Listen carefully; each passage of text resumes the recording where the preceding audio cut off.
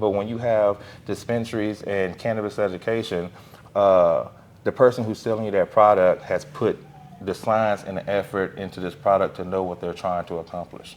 So when they're selling you that product, they're telling you, this is what's supposed to happen, this is what we're going for, this is what you want if you feel this, or this, or this. You can say, oh, I don't want that. Now, if you take that and it doesn't happen, you can give us a bad review, you can say whatever, and you can hold us accountable. Same thing with individuals like, oh, I can get it for $10 cheap on the street. Okay, well, you gotta wait for your buddy to meet you at the gas station to get off work. You know what I mean? And if you end up getting sick or something happening, you can't sue your partner. You can't go and, you know what I'm saying, redeem whatever you lost on that. But, you know, some of these other we go through, you know, the state regulates us pretty strict for us to avoid, you know, any of that situation. But it's a safer bet to deal with these dispensaries in these legal states, because let's talk there real quick. I got it, because in Kansas, obviously fentanyl has been going crazy, right? That's not something you got to worry about, obviously. Not at all. Frightening evidence. The black market is a dangerous market. All of the bootleg products contain hydrogen cyanide. Highly toxic banned pesticides originally developed for chemical warfare. Marijuana laced with fentanyl was found on city streets. Marijuana industry insiders are warning that when you buy on the black market, you are taking a gamble with your life.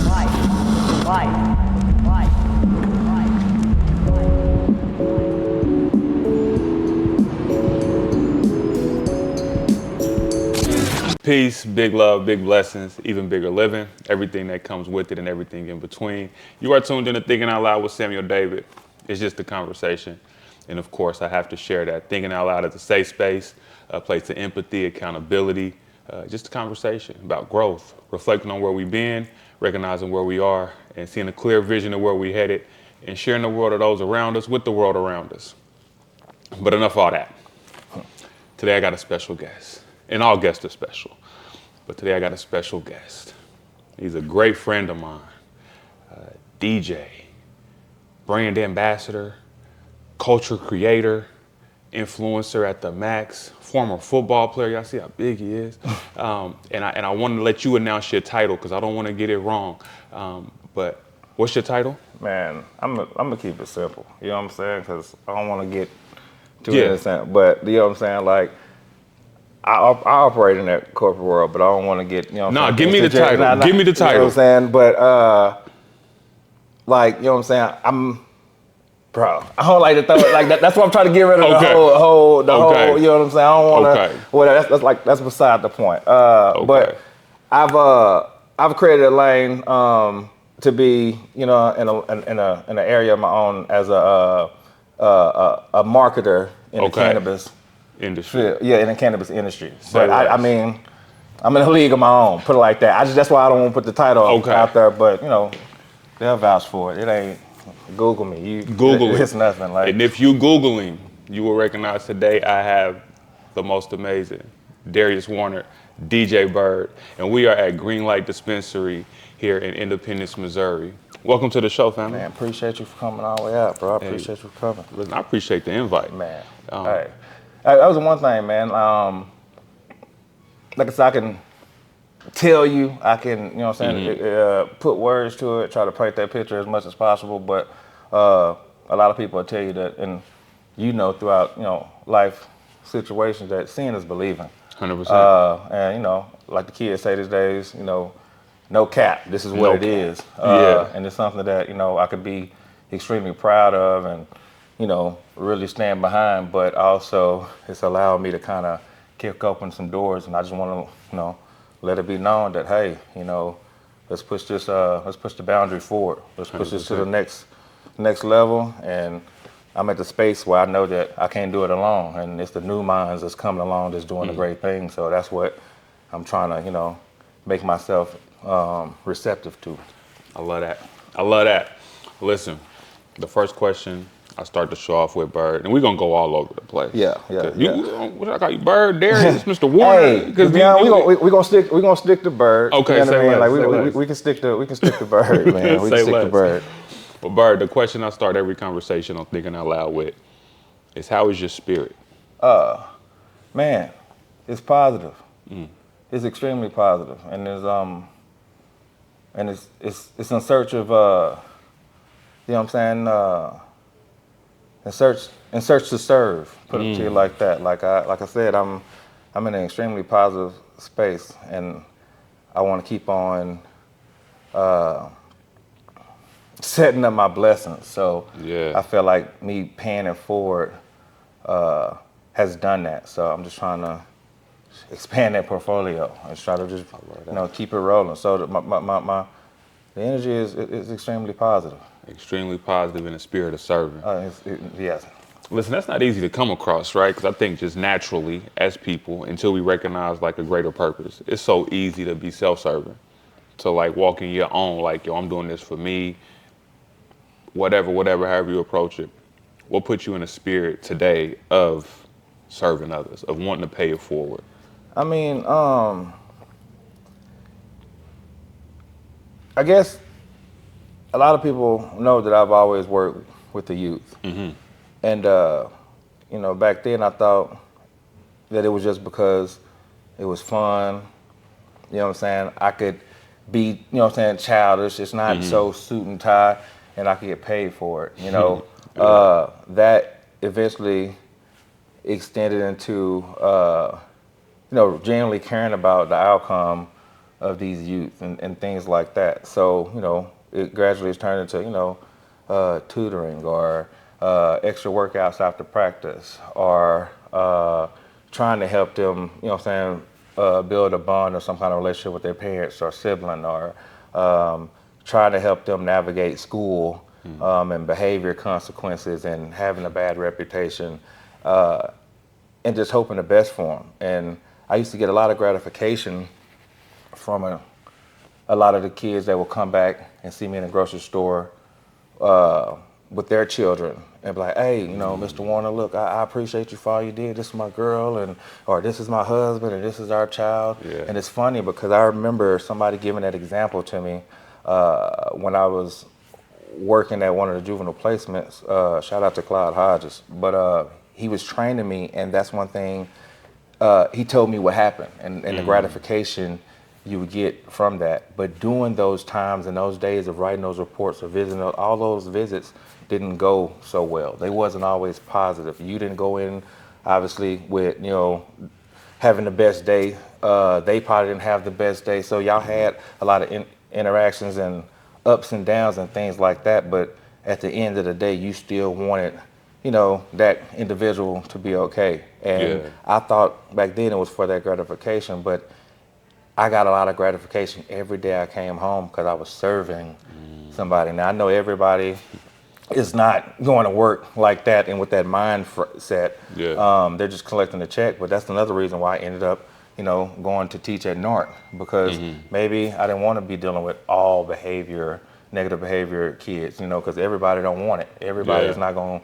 to, have the tools or the aptitude to redirect themselves. So I wanted to put myself in an environment where my success can be a little bit higher, and kids who wanted it, kids who was willing to come to school, kids who was willing to take those small steps. Now, you don't have to make straight A's right now, but I can see that you failing out of classes because you're not coming to school. So how about this semester, let's not miss no days.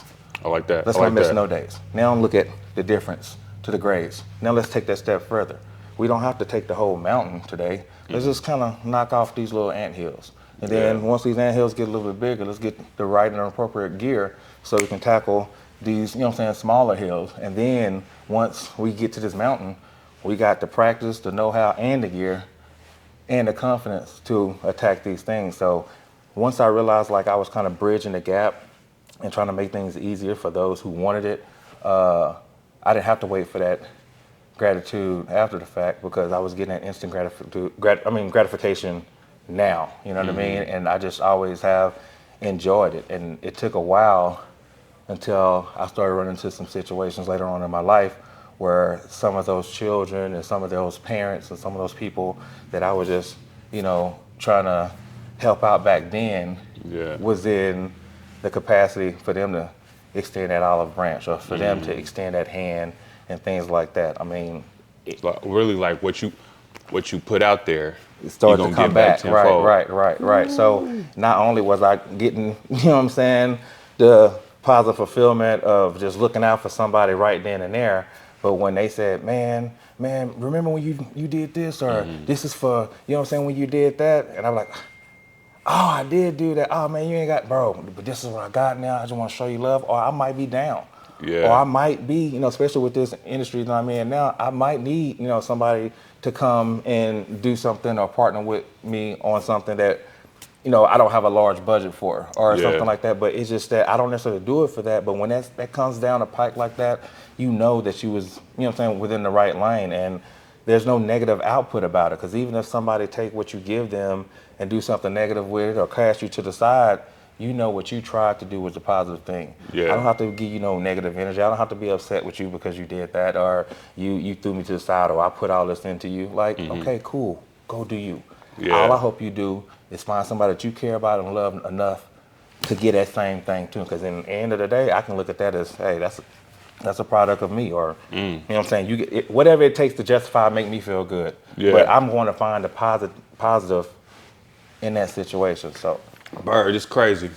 I'm sitting here listening to you talk, and I know you for a while. Right. A long time. Right. And I'm like, oh, my nigga grown as hell. Right? Because, like you said, though, it takes that reflection, it takes that growth to be like, okay, I thought I was doing it for a reason, but now I realize I was doing it for a whole nother reason. Right? Like this is dope, bro. This is really dope. I'm glad you brought me to Independence to have this conversation with you. Bro, like I said, I'm glad you came. Yes, indeed, man. And you just talked about the beauty of serving. And thinking out loud, we jump all over the place. Yeah, we bounce all over the place, and we could spend time with the babies, because I do indeed recognize the babies are the future, and if you can have an impact in a child's life, like, you never know what they'll become. Right. But we're gonna talk about a different type of serving.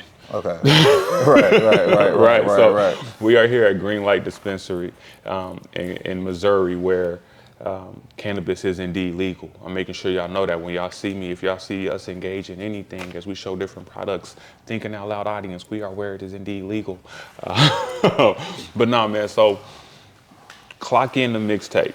Ooh, jeez. My Clock In the Mixtape, right? Hosted by you and DJ Mac. We was in my basement. This was what, 2012, 2013? Yeah, somewhere around that time. Many moons ago. Yeah. And we kicking it, man. We chilling, we vibing, and I really got to know who you were, right? I mean, even so much where we took a trip to Dallas. Yeah. I mean, your mom, she making dinner for it. Like, it was just a great vibration. That was an event. Man. It was an event. Yeah, man. R.I.P. Mine D, man. Dang. Man. Yeah, but yeah. So I remember, and I didn't partake in marijuana at that time. Right. And you did, of course. Yeah. Right. And I remember you took a break from talking and hosting the mixtape, and you was in my laundry room. You had the dab rig out. Oh yeah. Yeah. Right. Yeah. And I remember going back and looking like, what the hell is that? Yeah. Right. So from that experience to now, bro, like to now be somebody who is indeed like an exec, a connoisseur in the space of cannabis, Right. where it is indeed now legal. From back then to where it wasn't, right? Like where we was at. What does that feel like for you personally and professionally, man, to see the growth, no pun intended, of the industry of cannabis? Man, do y'all cuss on here? Bro, this is okay. I'm just making sure, man, because I do curse. I gotta watch my tongue, and I try to watch my tongue for sure. But we are in the cannabis industry. But it was a mind fuck. Like it really was. Yeah. For me. Yeah, I was smoking back then, and like a lot of people in a lot of states that aren't legal, they don't really know what they're smoking for. They just know that in a lot of instances it relieves them, it decompresses them, or it may make them social, or you know what I'm saying, like different strokes for different folks. Yeah. But like I've explained before, all of that is always trial and error, because different strands do different things for you. So back then, smoking for me was real social, decompressing, you know what I mean, things like that. Because even back, you know, me and Mac, we was on it. Yeah. But it got to a point where I was introduced to BHO. Y'all, everybody call it dabs now, or whatever. You know what I'm saying? Yeah. Concentrate is what we call it in the industry. But I was put onto it, and the thing I liked about it is it didn't take much, and I didn't smell like cannabis afterwards, but it would deal with whatever ailment. I'm gonna be honest with you. I was high as hell. You know what I'm saying? Yeah. Doing that after I took those dabs. But during that time, I was trying to get away from the whole, you know what I'm saying, street stuff, and I was trying to get more suit and tie during that time. And I was gradually doing the nonprofit and working with the school and just being amongst those environments. Didn't want to smell like weed, especially being a big black guy with dreads, you know what I mean, from the South. Like I just tried to break that tie. I knew that I smoked weed, but I didn't want nobody to be able to point a finger and say, you know, so that's one reason why I started with the dab or the concentrate. But that glass was crazy. Yeah. But see, back then, that was kind of like the only way you could dab was with the big blowtorch and then the nail and all that stuff. See, now it's a lot more simple.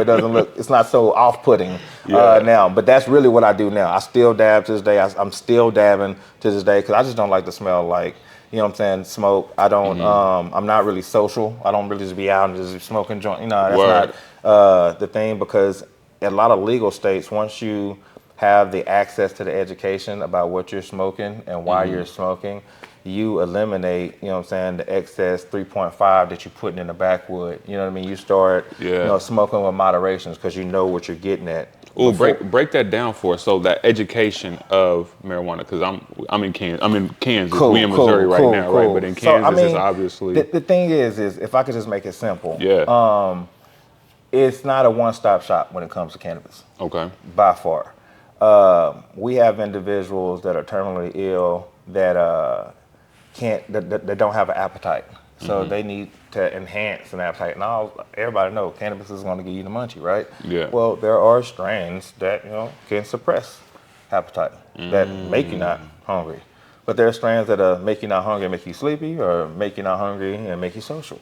You know what I mean? And that's where you're starting to get a lot of these newer strains and the hybrid strains, because they're trying to target certain and different ailments, or do it in a slower capacity or a faster capacity. Just like you got time release pills, we have, you know, products that are time release as far as cannabis. I mean, a lot of people always say, "Oh, I know the difference between a hybrid or a sativa, or you know what I'm saying, or indica." Like, once you have access to that education, it goes so much deeper than those three. You know, we're talking about, you know, terpenes and everything else, CBG, CBN. You know what I'm saying? The difference between Delta 8 and Delta 9, which is the synthetic stuff that you can purchase, you know, in the store, versus, you know what I'm saying, real THC. I mean, it goes. It's not. I'm not gonna necessarily say it's a rabbit hole, because that's kind of intimidating, because it's not a rabbit hole. It made me think of zodiac signs. Well, when people be like, my zodiac, and then you got your moon sign. Right. Well, yeah. So and it's gonna be like different strokes for different folks. I've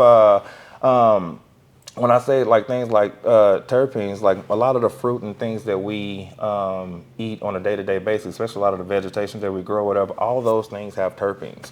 And cannabis have those terpenes in it. And we all know that some fruit and some vegetables do different things to our bodies, that have different reactions to our bodies. And and cannabis can also, you know what I'm saying, activate those certain terpenes the same way. You might eat, you know, watermelon and have a different reaction than I eat, you know, watermelon. Or you might eat lemon, you know, and have a different reaction than when I eat lemon. I've seen people bite into a whole onion, you know, and eat it like an apple. I'm not doing that, you know what I mean? But it's like different strokes for different folks. But when you have dispensaries and cannabis education, the person who's selling you that product has put the science and the effort into this product to know what they're trying to accomplish. So when they're selling you their product, they're telling you, this is what's supposed to happen, this is what we're going for, this is what you want if you feel this, or this, or this. You can say, oh, I don't want that. Now, if you take that and it doesn't happen, you can give us a bad review, you can say whatever, and you can hold us accountable. Same thing with individuals like, oh, I can get it for $10 cheap on the street. Okay, well, you gotta wait for your buddy to meet you at the gas station to get off work.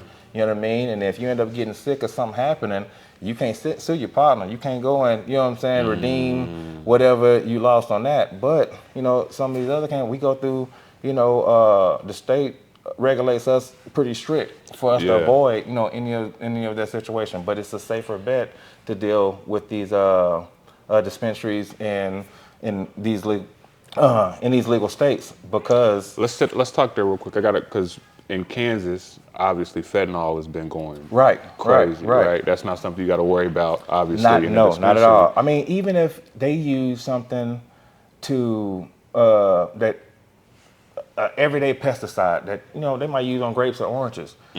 There's a lot of those, like majority of those, you can't use on cannabis.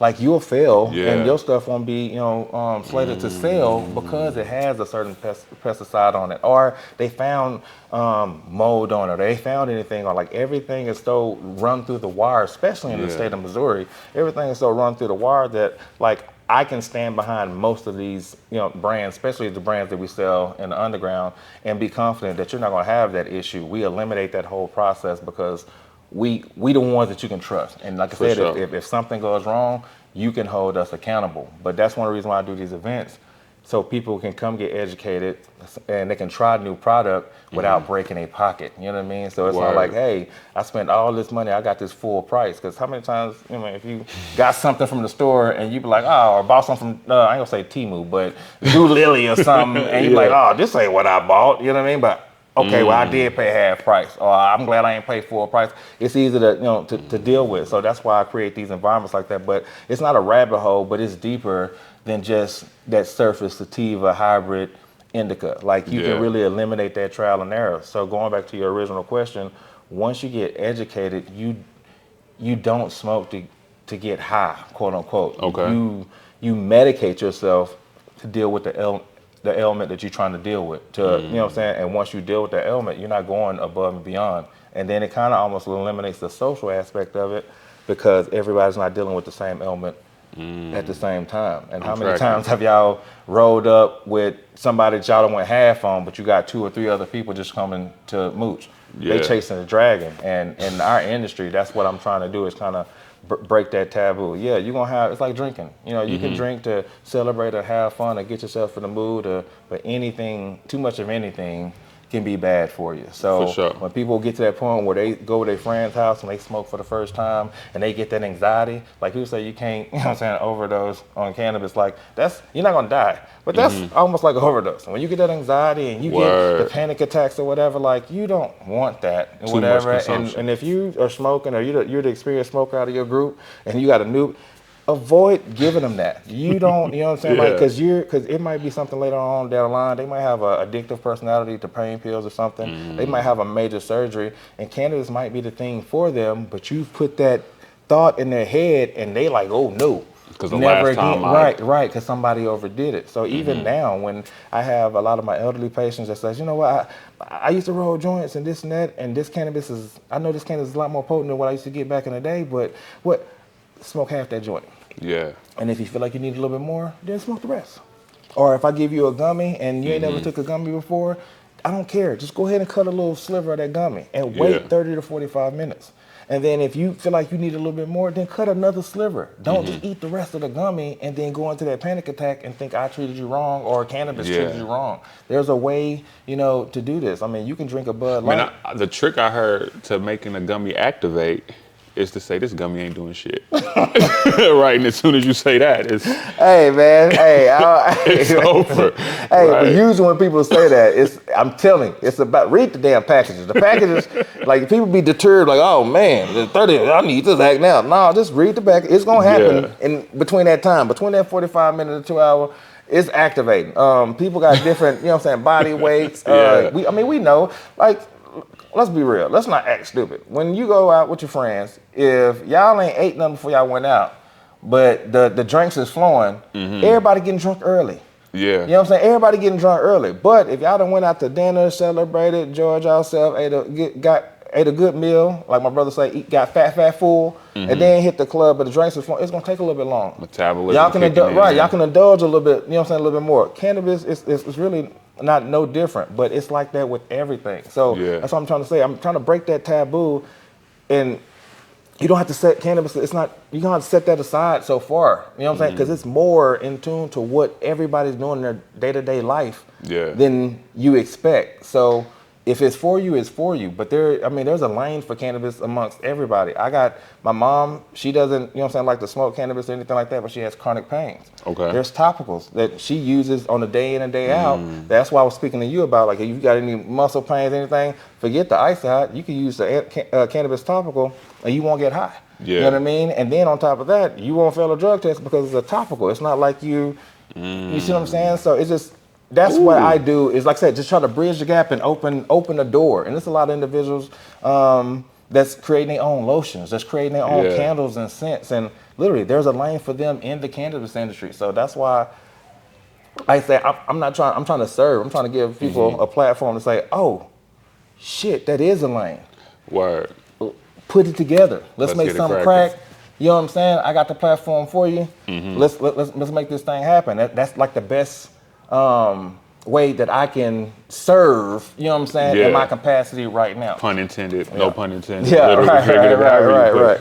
So one more question I want to ask in the space of cannabis, right? Like, so you got your dabs or your extract, The concentrate, right? You've got your papers, you got your sticks, you got your gummies, you got your topicals, right? For somebody who is indeed a recreational user, what is the cleanest way to engage? Ooh, man. They got the theories that, if you take the sticks and take the tobacco out, then weed is. Yeah, I'm sorry. Oh, no, you good. I still got a ticket because ain't no telling. You in high demand. Right. That is a brand. That's one of the brands. Hey, give me 1 second. I'll be right out. Sorry. All right. So basically, But what I was asking, right? So I'm sorry. Of course, the cleanest, but then the thing that I've heard before is that sticks. Oh, okay, and when you dump yeah. the stick out. Yeah. So there addictive. is still tobacco resin in there. Okay. No matter what. Like tobacco just leaves a resin. If you don't believe me, next time you dump the guts out, take a nice sturdy paper towel. Oh, jeez. I'm sorry, guys. Sorry for getting off subject. You gonna put it on silent? I did actually. Are you busy? 'Cause I know you I did. I'm gonna be Okay. honest with you. I got somebody waiting. I got for a delivery, whatever. But anyway, real quick. What I was saying, like if you don't believe me that there's still tobacco resin inside that gar, once you dump it out, take a sturdy paper towel, wet it a little bit, and wipe it. That paper towel will turn brown. You know what I mean? And if you're not an individual that wants to smoke tobacco or that's not the way to do it. Another thing too is when you smoke a joint or a wrap or something like that, you're burning majority of what you're smoking. You know what I mean? That's why if y'all ain't noticed that, if you smoke a bunch of roaches, whatever, you get a weird, different high. But you're smoking the same thing, you know what I mean? Because you're smoking a bunch of, resin. Most of that stuff is already, being burnt. So I had a theory on that, and I hope that who I have this theory with, because I won't say it out loud, heard what you said just now and recognizes that at the end of that joint, I don't want that. Right. I mean, like I say, maybe people ain't got the money. Because when I was, back in the day, when things got low, I kept that roast jar. You know what I'm saying? Yeah. I ain't did it in a long time, but it came in hand. But back to what I was saying, you was really chasing the dragon. You didn't know. You just felt like you just need to smoke. Yeah. You didn't know why you was smoking. You didn't know. You know what I'm saying? You just felt so. The industry, it eliminates that trial and error. But going back to if you are smoking flower, if you know what I'm saying, you got something that you broke down. Yeah. Most African Americans ain't gonna have bongs in their house. But go out and get you a little pipe, a little glass pipe. Here. You know what I mean? Because for one, it's gonna conserve your weed a lot longer. For two, you will get high fast enough to realize I don't want to break nothing down right now. I don't want to break nothing more down. I'm good where I'm at. And you still got that longer. And then you're smoking on glass. Stop, put down them cans and smoking out aluminum because that eventually burns at a certain temperature or whatever. But if you want to smoke flower, I suggest glass, like a small glass pipe. Glass chillum. A small bong. Don't get nothing too crazy. That's excessive. And a lot of you guys who smoking these joints, that's cool. And I know a lot of people smoke joints, and that's pretty clean. Yeah. But you ain't got to roll a whole, cone if you're smoking by yourself. Roll your little personal thing, just like I said with the gummies, man. And if you smoke that and you think you need it and you put it out and you think you need it more, light it back up. But you ain't gotta go too crazy, because if you're doing that, you're chasing a dragon. Like you're doing it for something else. You're not doing it necessarily to decompress or to make sure everybody can, like, you're doing it for a whole nother reason, and that's when things get murky. But that's why I try to help people understand what they're doing and, you know, why they're doing. Because, you know, you give a kid a car when when they're first get their license, they're gonna go to their friends' house parties, all the basketball games, so on and so forth. Yeah. But when we get old and gotta start paying bills, we picking and choosing what parties and what events we going to park that car at and where we going, because that car has a different purpose. You know what I mean? So you treat it a little bit different. You treat cannabis and you foresee it a little bit different. Cannabis is not a social thing or a decompressant for me. It's not only a lifestyle,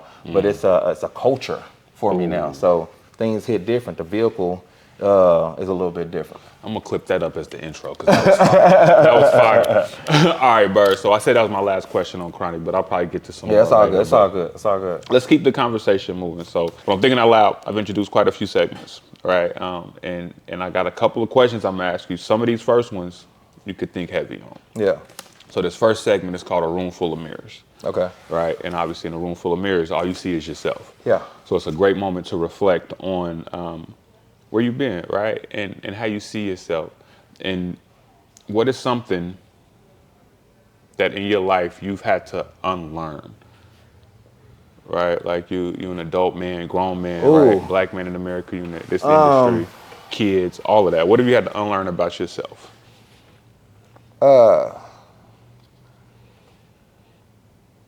It's crazy. Like, I ain't gonna say I had to. It's crazy. 'Cause I'm gonna do this. I hate when people do that. Like, they don't necessarily answer the question, but they try to answer the question. I can't necessarily say that I had to unlearn. I think my interpretation of things learned was wrong. Therefore, I was utilizing them wrong. For instance, you know, I had a talent in music. Okay. And I mean, everybody know, you know, I was rowdy. And I see it a lot of times in some of the music today, you know, it's point blank, it's clout chasing. And, you know, I poked a lot of fun at people when I came into Wichita. It was extremely disrespectful. And it wasn't even because I was upset or wanted to be disrespectful. It because I knew the power of publicity. I learned what publicity was, and we was hearing all the time that any publicity is good publicity. Yeah. But that's where the interpretation, you see what I'm saying, is different. So I learned a lot of things. I just think the way I interpreted a lot of things back then was the reason why I utilized them in negative ways. So it was just, you know, taking the things that I learned for what they were and not just moving on to the next thing. Try to understand what I learned and how I was going to be able to use it. A lot of kids, you know, they'll learn how to do multiplication, but they'll only learn it just to make the grade on the test. But when the next year come around, you know what I mean, they have to relearn because it was just temporary. But one thing I used to notice when I would be helping kids in school is that I have to show them why you learned that. You know how to do it now. This is why you know what I'm saying, learn that, and this is how you implement it. Now when they come back and they're ready for, you know, pre-algebra, so on and so forth, you know, they couldn't see that far in the future, but they have the tools and the tangible going back to that anthill to conquer that mountain. So I believe that I was lucky enough and absorbent enough to learn those things, but it was like I learned those things, and when I had them to use, I just used the wrong resources for the wrong reasons. It was just it was a lot of negative BS. It was a lot of immature BS. So you was using your power to be a villain instead of a hero, essentially. Right, that's exactly what it was. That's right, real. Right, that's a real thing. That's a great reflection, because that's real, right? When you learn something, when you good at something, when you can just do something naturally, and you don't understand or comprehend like the power behind it. Like, Right. yo, Or like a Spider-Man, with great power comes Comes great responsibility. responsibility. And you have those life lessons. Especially, I had a lot of life lessons early. okay, I mean, you got to go back to the hood. 100%. You seen the house I was raised in. You know what I Yeah. mean? Like I took you around the hood. I introduced you to my brother. You seen that environment. I took you to Big T. You know what Yeah. I mean? Like you seen that environment. That I was raised in. So that's what I knew. So whatever the big homies and the OGs was putting out there, and whatever I envied, that's what I knew. But at some point, even when I got to Wichita, I'm in my early 20s, mid 20s, and I didn't realize I had surpassed them at that time. You know what I mean? Surpass where you was The from. like, OGs, the dudes I was looking up to. I didn't realize that, I had surpassed them, but my mentality and the things that I was doing was still stuff that they little homies was doing. You know what I Yeah. mean? And if I would have realized the intangibles and the access I had and the lessons that I had at that time, it would have been easy for me to realize like, oh, that's beneath me. Let them have Yeah. it, because that ain't for everybody, or they can only do what their limitations is. My limitations have exceeded that. But even knowing that my limitations exceeded that, I still was implementing that same mentality Yeah. in a different environment. Ooh, that's a bar. Yeah, so that's That's a just bar. what that is. Cause it's not, bro. It's really wild to be in a space of, like I said, where you kind of just doing what you do. Yeah. You good at it, right? Yeah. Or not being good intention at what you're doing, but then looking around and being like, damn, I'm where I came from. I want to say survivor's remorse or survivor's guilt, but like survivor's acknowledgement of Right. like, yo, where I came from and what I thought I was striving to be, I'm not better than them, but I've passed that goal. Yes. And that's the only goal they have. Like, how do I continue to move forward and push my mission forth? Ooh, that leads to my next question.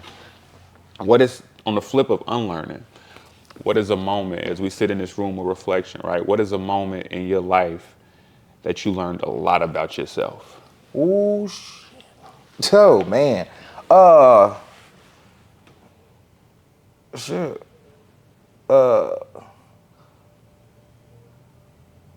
Oh, man. Yeah, this how you get into it. That's how we swimming. We swimming man. now. We This swim how on you- thinking out loud. When I caught my case, Okay.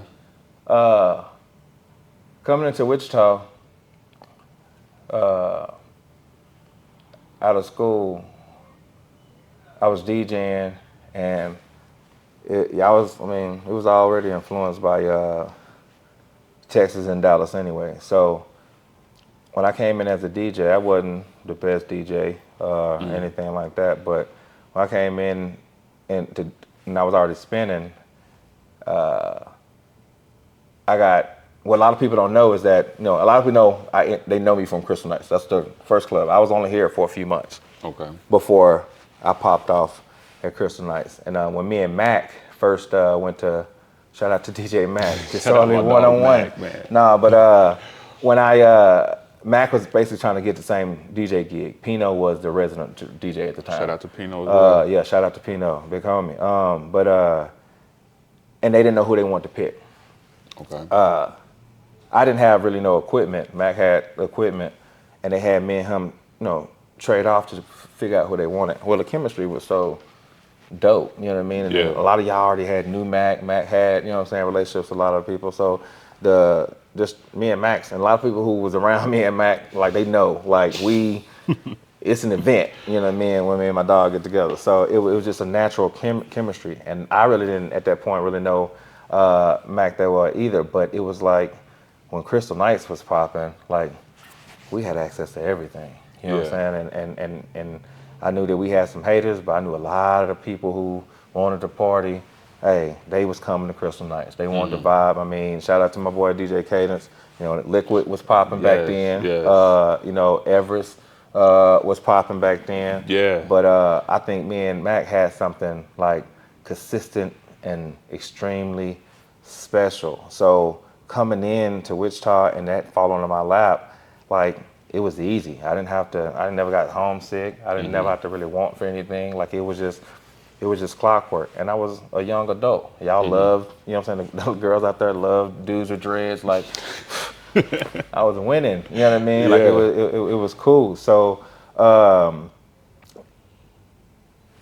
it wasn't hard. I didn't never have to make no adjustments. And I genuinely felt like I was special and I was a little bit different, especially coming from a bigger city, coming out of school, so I was educated. So I could navigate Wichita easily. The cost of living was super, super, super cheap. So a lot of validation was kind of false. I had a house, I wasn't getting in trouble, I had a decent job, like I'm doing what I'm supposed to do. Yeah. But it was one of those things where, like, you know, I got content. I felt like it was, like I said, at this time I exceeded the hood BS. You know what I mean? I needed to be doing, but I was kind of content at where I was. I was at North, and when that situation happened, and I'm not knowing, you know what I'm saying, what's supposed to happen or which way is up, I was forced to sit still and just kind of recap, you know what I mean, and think, okay, well, why did I learn this, or why did I go to this training, or how did I end up here, or what am I using for this, or what am I doing for this? And then it got to a point with, well, why are you even thinking about that? Because you might not even be able to use that wherever you going, or, you know what I'm saying, or so on and so forth. But it was, going back to what I was saying earlier, when you start seeing those parents and those kids, and majority of the, you know what I'm saying, the school district, and then random people sending you letters from the community that ain't even met you, but but you worked with one of their nieces and nephews, or one of their little friends, or they remember you because they went to school with one of their friends and you did something for their friends, or like when all that started coming back, it was a point in time when I was like, oh shit, I had to stop to see this. Word. To see this, and then to see where I was going, and see me be starting to be content and throwing up my hands. Like, I'm barely 30. You know what I mean? Like, you ain't did nothing, but look what you've been able to accomplish in a small amount of time. Don't stifle yourself now. So that situation, it forced me to say, okay, you've never been in a situation where you didn't know which way was up. You've never been in a situation where you felt this uncomfortable. You've never been in a situation where you felt this like homesick. And even in this situation, you can't see your kids, you can't see, you know what I'm saying, your girl, you can't see anybody that's such, like the people that is close to you. Yeah. You're removed from all of it. So you start prioritizing things. You start prioritizing things. And then when you do start to get some of those things back, you have to make the decision of, is it going to be a temporary prioritizing? Or am I going to maintain this structure? Because you don't realize when you're starting to maintain that structure, you're putting down building blocks for the next step. But you just got to have blind faith. And I was never forced to have that blind faith. But through that situation, there was so many situations where I was just super, super down. As a matter of fact, I can tell you one predicament. I was just extremely down. And it was an individual that I didn't even have no relationship with. I didn't really want to partake or associate myself with. But they gave me a folded up piece of paper. When I unfolded it, it was the book of Job from the Bible. And it was weird because, like I said, I couldn't see my girlfriend, I couldn't see my kids, lost my job. I mean, you at rock bottom. Rock bottom. Rumor. I mean, the nastiest rumors I'm hearing about me. Like, I mean, it was tough. And I just couldn't believe it because I knew what I put out there in the universe. I knew what I put out there. Like I just couldn't believe it. But for the book of Job to be given to me all on a piece of paper, and it's basically kind of telling me the story and just telling me like, hey, you know, this, you got to show, you know what I'm saying, like who you are. You got to show your strength. You got to have faith. You know what I'm saying? The faith of a mustard seed. You got to, you got, and saying that is one thing, but you got to express it if you want to will, you know what I'm saying, things in your favor. You got to, you know what I mean? So it was a lot of things that would come up. people that was doing things to me and taking advantage of the situation, and I had to forgive them. Wow. Because even though I was protecting, my children who was there, you know what I mean, and my family, there's still a level of forgiveness that I wanted.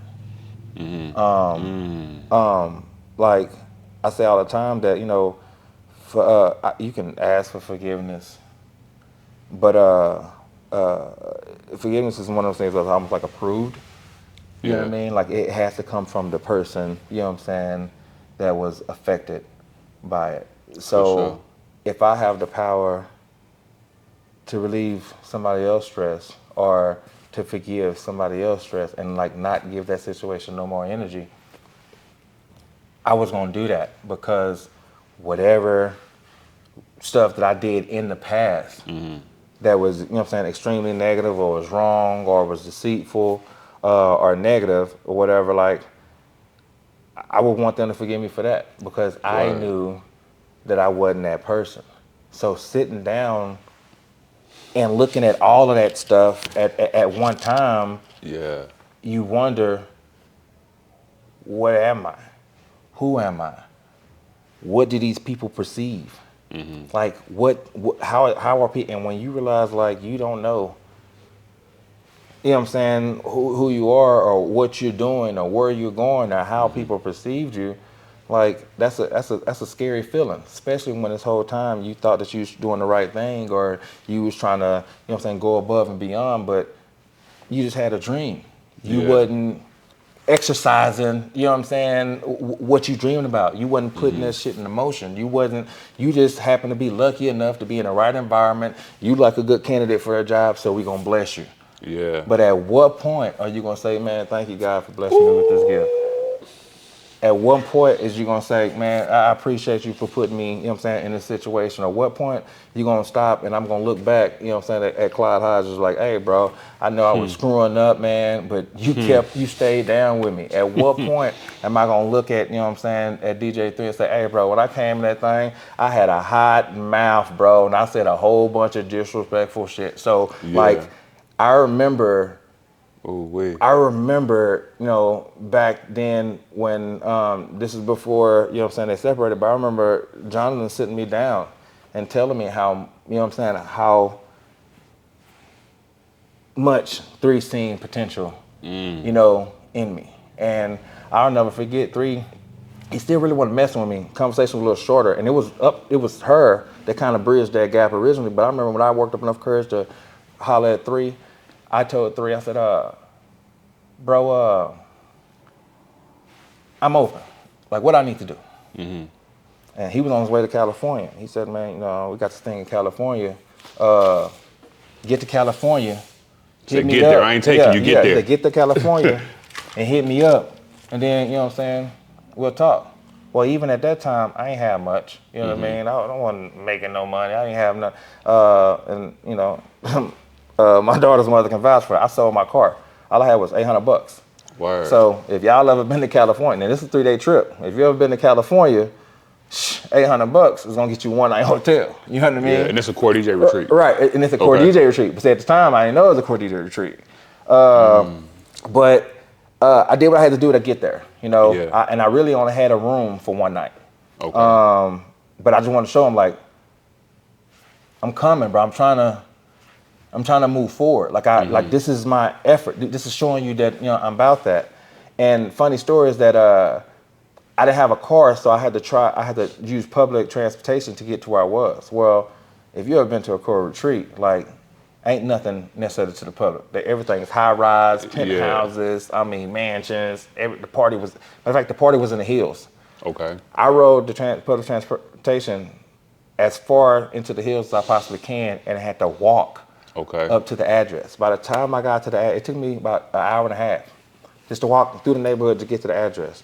By the time I got to the address, the day party was over. Everybody's getting in the car, getting ready to go to the next location. So that meant I got to walk all the way back to the bus and then try to catch up. 3 was walking out, and he seen me. He's like, man, what are you doing?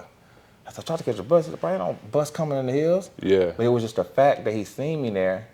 He put me in a car, He took me back to my hotel. He checked me out of my hotel, checked me into the Ritz-Carlton. And that's why I finished my trip out. And I remember thinking, like, all the negative stuff I said to this dude. Wow. Like, you heard what we was talking about in Pocket Earning Session. Yeah. You know what I'm saying? Because there was a lot of times I almost got you in trouble because we did it on your mixtape. You know what I'm saying? Or whatever. But I don't care. You know what I'm saying? What people got to say. You know what I'm saying? Or whatever. Like, in that moment, he extended the olive branch when he didn't have to. And I took that as an example of, you know, him serving.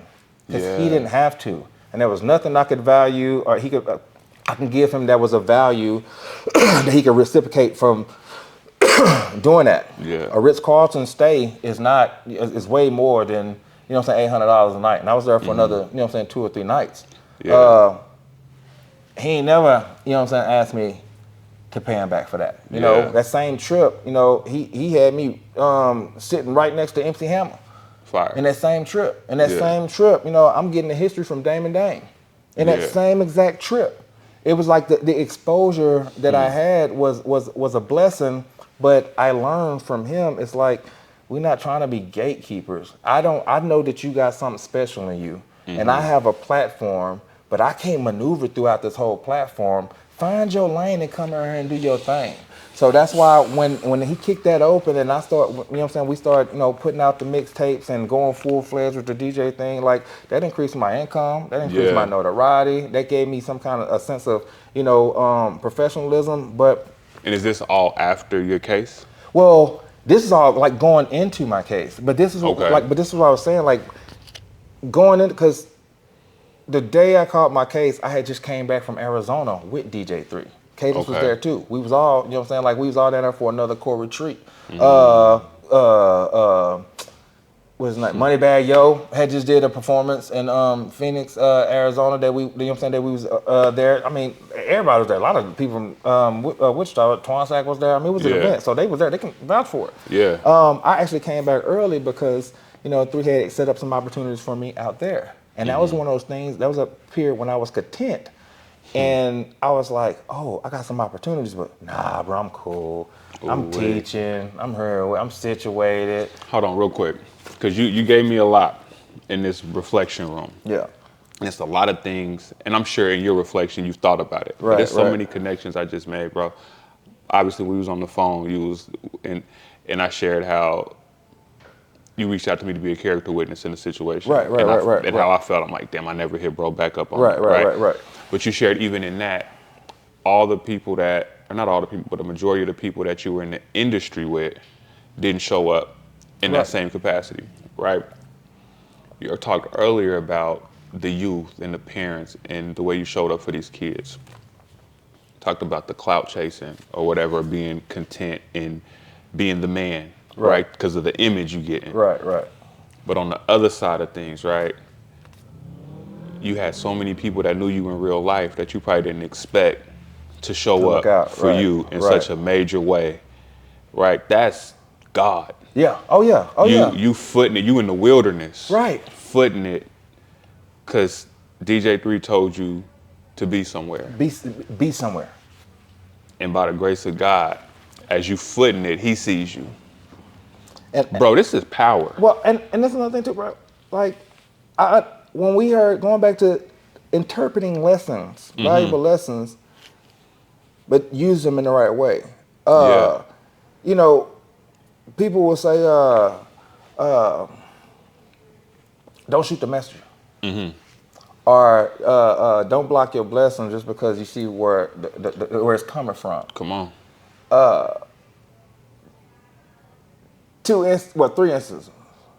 I seen, when I was going to college, when I was getting ready to leave Texas as my senior year, one of the most known crackheads in my neighborhood he pulled me aside and said, hey man, when you get to school, you guys full ride.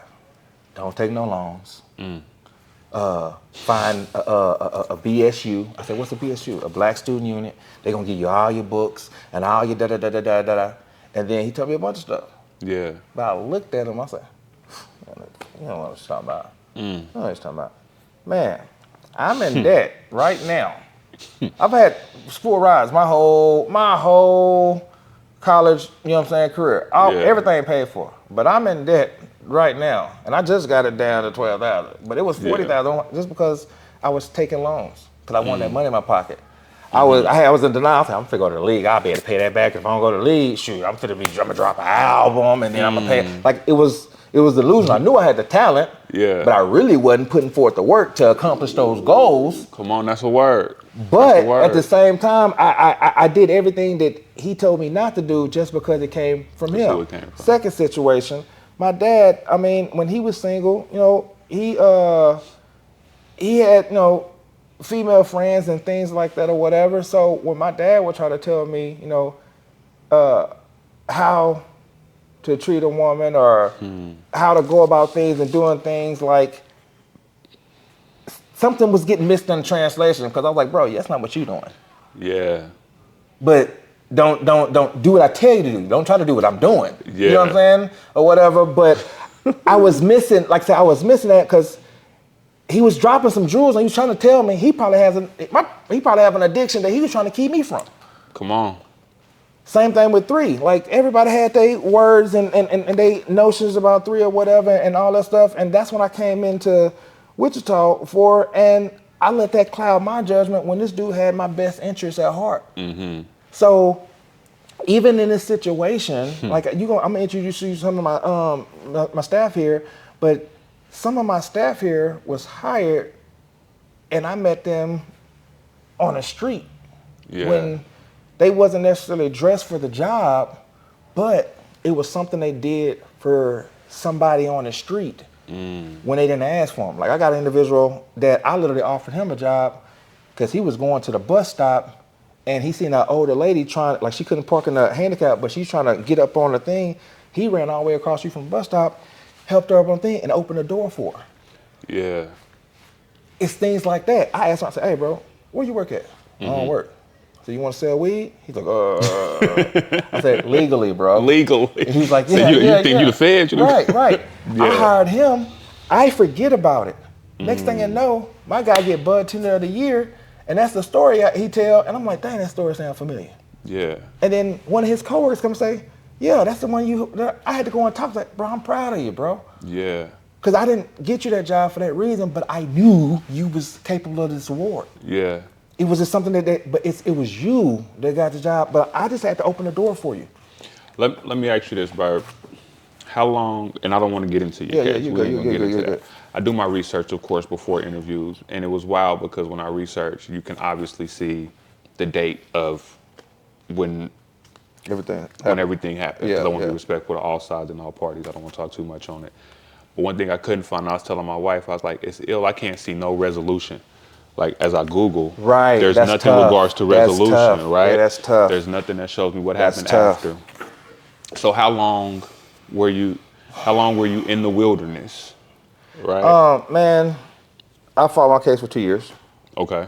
And you sitting down? No, not 2 full years. I fought it for like a little over a year. Okay. But no, I didn't sit down the whole time. And but man, this is crazy. Like I know a lot of people who watch this is gonna have their issues with Wichita Police Department.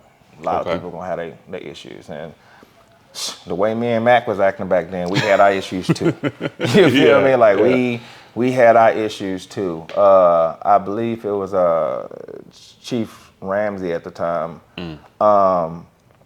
He was, you know, we were supportive of like our nonprofit. I was coaching football and cheer at Wichita North at the time. He's a real supporter then. And I think even during that time, he was having a lot of conversations with Des the Poet. And shout out to Des. Well, I'm name dropping everybody. Shout out to, I ain't seen none of y'all in a long time. So I appreciate you guys.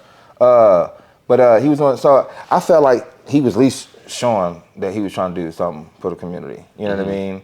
And when his staff arrived, a lot of people don't know that, you know what I'm saying, I was the one who called the police. Okay. Yeah, a lot of people don't know that I was the one that attempted, you know, CPR. Like, I mean, that's on the dash cam. Like, you that happening wasn't my intention. I was clearly trying to It's a self-defense defend situation. my, you know what I'm saying, my household. But all that's public record. You know, Okay. you can see that. But they did their due diligence by arresting me in that situation. Yeah, they booked me in, did the whole nine, and even though they knew the circumstances, I still was charged with first degree. I didn't understand a lot of it in that moment. I was afraid, especially being a black man in that situation, in the state of Kansas, you know what I mean? So I really didn't know which way was up. And this goes back to me having faith, because it was so many situations where I could have broke down, I could have gave up, took a plea, or, you know what I'm saying, went some other routes. But that's when me have understanding, like, you know, having forgiveness and having faith in the goals that I was accomplishing and how I was trying to accomplish those goals in that situation, and believing, you know what I'm saying, that things was going to work out. So I had to have faith that, you know what I'm saying, God understood that I was defending my family. I had to have faith that, you know what I'm saying, the DA was going to see that. I had to have faith that, you know, even if y'all didn't come to my defense and let the DA know who I was, that somebody was. I have to have faith. And that goes back to what you were saying, because you said it. None of y'all did. Yeah. But I told you, it's okay, because more than enough did. 100%. You know what I mean? 100%. And that goes, you know what I'm saying, to, like I said, what I put in the universe beforehand. And I think even more, just the level of faith that I had in that situation. So I was able to make bail. And when I made bail, obviously, whenever your charges that serious, you get an ankle monitor. You have to, you know, report for pretrial services and things of that nature. I remember one of the bailiffs taking me to like a window and showing me, is in the evening after dinner, and showing me outside the window, and there was a bunch of kids and their parents outside, you know, with, you know, candlelights and posters and just seeing that support. And I remember he even telling me, hey, just, you know, you got significant support. Just keep your nose clean. You know what I mean? Like, just, and that gave me a little strength in my time in there. I ain't have to worry about, you know what I'm saying? You know what I'm saying? I wasn't little. I was, you know what I'm saying? So that wasn't nothing that was really stressful. It was eerie, because I did have a lot of time to really kind of like just look at reflections, you know what I'm saying? Just try to really, you know what I'm saying, prioritize what the plan is, what's going to happen, and try to just, you know, get in my head, 'cause that's all you really can do. But when I got out and they granted me bail, the next step was to figure out where the money was going to come from. Well, as soon as they granted me bail, they said, you already made bail. I asked my attorney, where the money come from? Oh, unanimous donors. Wow. Unanimous donors. Okay, cool. And then, you know, I find out, you know, Sally, love you to death. My dog Nate, you know what I mean, came through. This individual that I had just met maybe 2 years prior put up his house. Wow. You know what I mean? Had to have an awkward conversation with his wife, who barely even knew me. You know what I mean? Like, just things like that. And when it got to that point and they let me out, I knew I couldn't let them down. And it was like the judge knew that I wasn't gonna let them down. So yeah, I had pretrial services, but I didn't have no ankle monitor on. Wow. I could leave the state whenever I wanted to. Yeah. I had a lot of freedoms. So at that point, you couldn't, I don't know if they was trying to give me a rope so I could hang myself, but at that point, you couldn't tell me that, you know what I'm saying, they was out to get me. You know what I mean? Because it was like they knew. But I understand, looking at the whole trial, that they had to do their due diligence for both parties, out of respect for his family, you know what I'm saying, and mine. Wow. You know what I'm saying, and like, it was a lot of adversities that came up, and a lot of people that was involved in the trial that did a lot of things that they, you know what I'm saying, wasn't supposed to. A lot of people made a lot of, interviews on the news and a lot of statements that they knew wasn't true. And the news, posted and wrote, segments on that.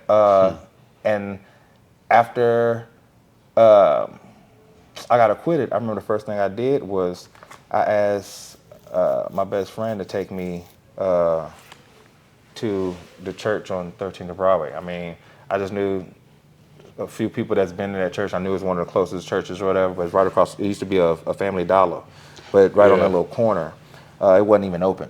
And I just remember knocking on the door, I think it was like a cleaner lady came. I said, man, I just need your sanctuary. Wow. And I remember I ran to that sanctuary and I ran right up to the altar and literally I just started thanking and praying and thanking and praying. I remember I thanked and prayed so long that I almost fell asleep.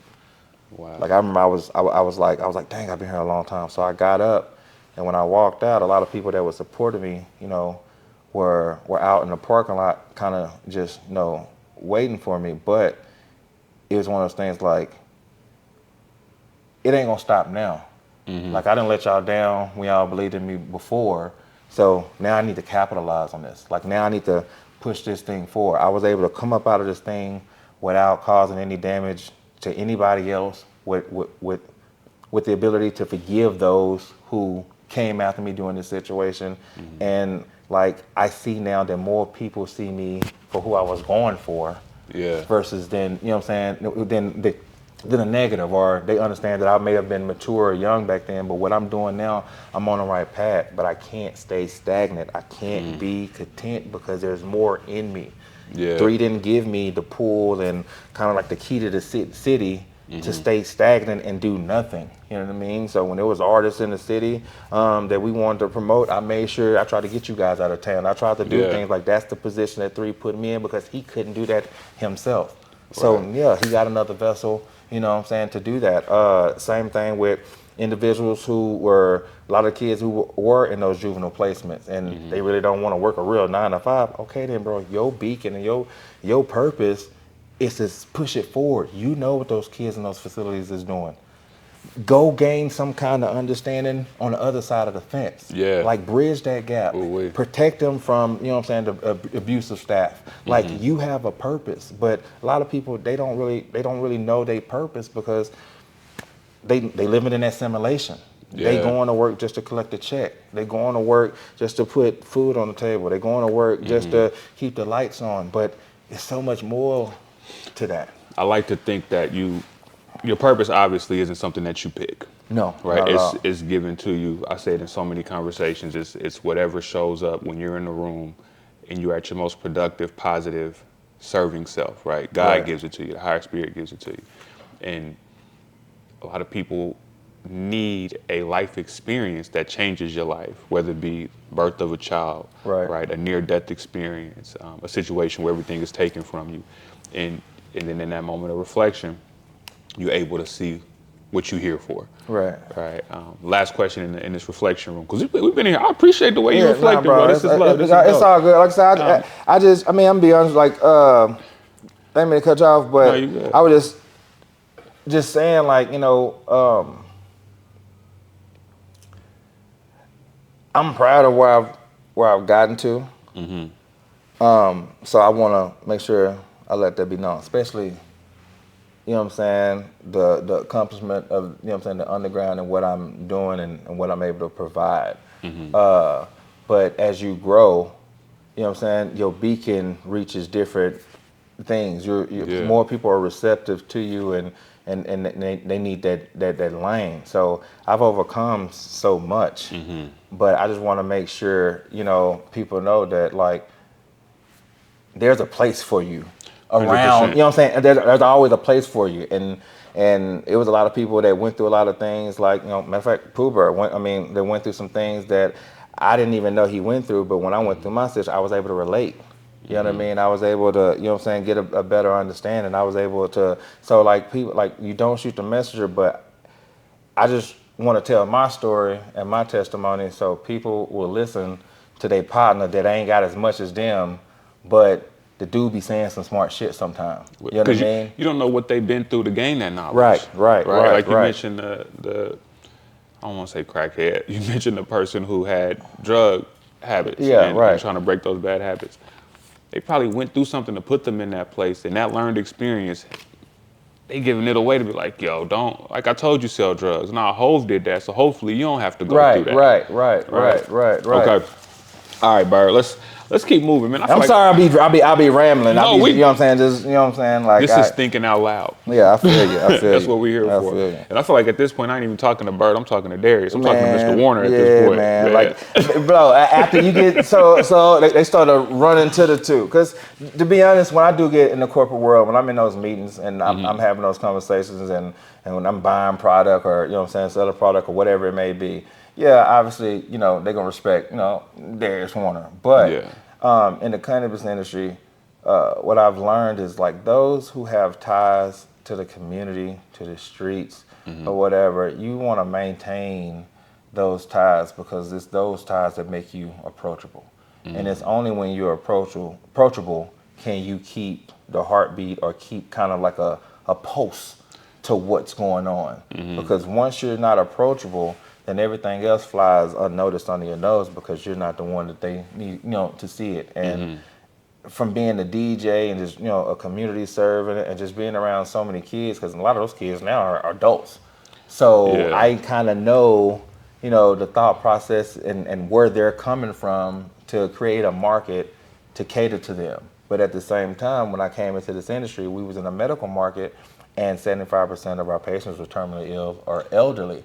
So, you know, figure out what they tick, what makes them tick and bridging their gap. Because a lot of times when you come to cannabis, you'll never think that, oh, it's going to be majority elderly people versus, you know, young people. And that's a part of the, just, you know, the false taboo. But it's something here for everybody, but they don't know if somebody that's approachable don't tell them. So yeah, I can go and be Darius Warner when I'm talking to those elderly people because they're not doing this to get high, But then there's an individual that's, you know, 20, 30 years old that's going to work, that works at a theme park or something, gets anxiety on, or she's a barista at Starbucks and people yelling, she gets in the, oh, I got a vape for you for that. Or I can, you know what I'm saying? But you can come to the same place as this elderly person and get the same education that this elderly. So y'all not too different, but y'all would never even be in the same location if somebody that wasn't approachable or had their, you know what I'm saying, their hand on the pulse, you know what I'm saying, bring you guys together. And that's what those many beacons or those many lanes that, you know what I'm saying, I create. But like I said, as we expand, you can't stay stagnant. If anything, you know what I'm saying, you can't, like if you take anything from this, whatever happens to you, good, bad, right, wrong, weak or strong, you can't stay there because that problem gonna keep on coming. Like when I ran through my situation, I left and went back home to Texas. But I wasn't moving anywhere, and that situation kept on coming to remind me that, you know what I mean, it was it's there. real. It was bothering me. You know what I mean? But then when I started to move forward and do things, and then COVID made it even worse. But when I started moving and putting my plans into action, and I started seeing me accomplish the small goals, but then when I look back and see everything that I accomplished as a whole, I started saying, wait a minute, this is the way. But I'm maneuvering. That's why I couldn't put a title, you know what I'm saying, because literally, like, if y'all don't understand, basically, I'm gonna break it down to. We didn't get a chance to tell them what we do or what I do. Not yet. We're gonna get to that. We're gonna get to that. But that's one reason I ain't use a title because there's nothing like what I do in the world. You know what I mean? Like, this is like the originator. This is the one, and there isn't really people that do it to the scale that I do it to. So there's really not a name for it. I remember when we called this event the Underground, but when we first started, I was like, I mean, I'm on my TI shit. I'm the Underground King because there was nobody, you know what I'm saying, do it. Like I am, you know what I'm saying, that guy when it comes to, you know, doing this. So that's why I was like, my situation on the title. But I said, I'm proud of this, but this is just not mine. I invite local food trucks to come participate in this. I invite, you know what I'm saying, local DJs with the talent that participate in this. And I invite local brands from within the state to participate in this. I'm not trying to hog this all to myself. Y'all getting business. My, you know what I'm saying, my staff is getting some money and business. My food truck is getting business. When I bring artists in here to perform and things like that, they get an opportunity to shoot a video in a, you know what I'm saying, in a dispensary. We shooting podcasts in the dispensary. We're expanding the boundaries until they tell us, no, that's too much. Because if we're the first ones to do it, you know what I mean, we can set the tone on how much we want to get paid for doing it. So that's kind of like the idea. And I just want to open that gap and let the everyday person know that, hey, bro, I'm like you. What you got? Let's put it into play, and you got a platform to access. Curator of culture. That's it. Like I said, this is the culture. Ooh. Okay. All right, Barb. So I got a couple more segments I want to jump into, but at this point, I feel like, man, you done feel my spirit. We're gonna keep going. We're gonna keep going, man. We think out loud. So this next segment, you know my slogan. I don't rap as much as I used to, but when I was rapping, I was really talking my shit. Right. Work. Right. But no, man, this segment is called "Can I Talk My Shit?" Yeah. And the idea behind it is to give you the floor to think out loud and expound on a thought, an idea, a perspective that may be controversy, whatever. However you feel about this specific thing, you get to double down on it. Nobody can debate you.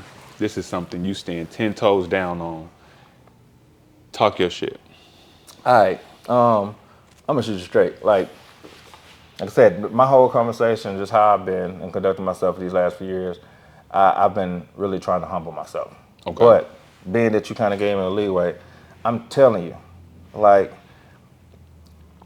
I said before, this is the original cannabis farmers market. There's not a brand or not a, you know what I'm saying, dispensary in the state of Missouri especially that can tell you that I haven't said, hey, do that. You can do something simpler. Because I'm motivated. And if I'm the only one doing it, there's no competition, I'm gonna get stagnant. I'm not like that because I'm that confident in what I'm capable of doing. I'm like that. So do this.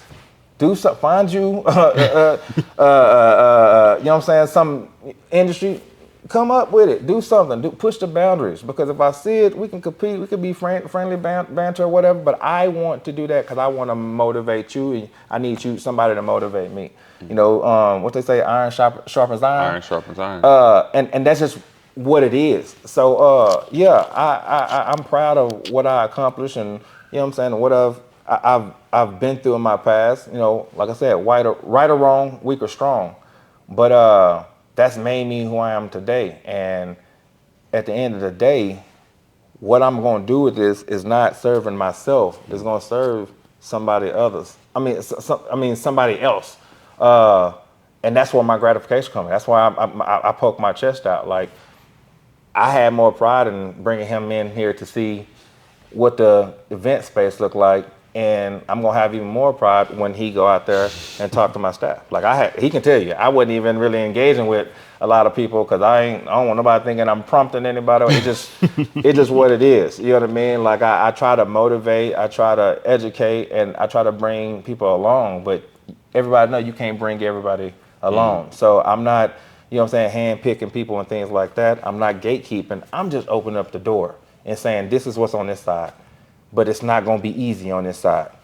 Who should ever walk through this door, I'm going to be here, but it's not going to be easy on this side. And if those individuals can curate something with me, or if I can help them curate something for themselves to get past the treacherous situation on the other side of that door to be successful, like, that's where, you know what I'm saying, I'm walking around with my chest out. Like my bosses alone have changed my whole family's lifestyle just because of the positions that they've put me in. Mm-hmm. I want to be able to do that for somebody else. Like my boss, and he's done it, you know, 10 times over.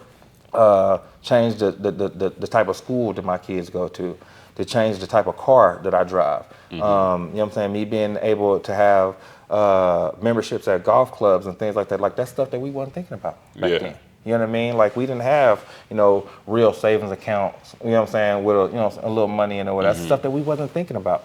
Like we really wasn't caring about what our credits was. Can we get that now?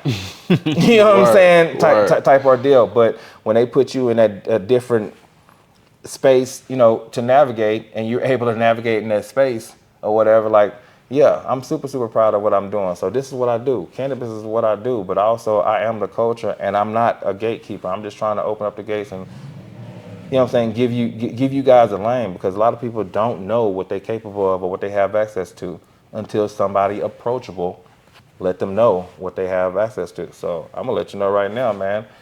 All throughout Missouri, I have these events. I'm always promoting for these events. I'm always looking for content. So if you a magician, rapper, singer, whatever it is, like I've already tried to reach out to quite a few people out there to, you know what I'm saying, come out here and see the space, or one of the spaces many spaces that we have. I wish I could have set you up with, you know what I'm saying, a tour to grow or whatnot, but we definitely gonna set that up. But like I said, I want to expose you guys to this industry, because there's so many use for people just like you. Like, I mean, anybody from freaking promoters to security companies to, I mean, even if somebody want to go out on a whim and, you know what I'm saying, do banking. Like cannabis banking is a whole business of itself that people aren't even necessarily thinking about.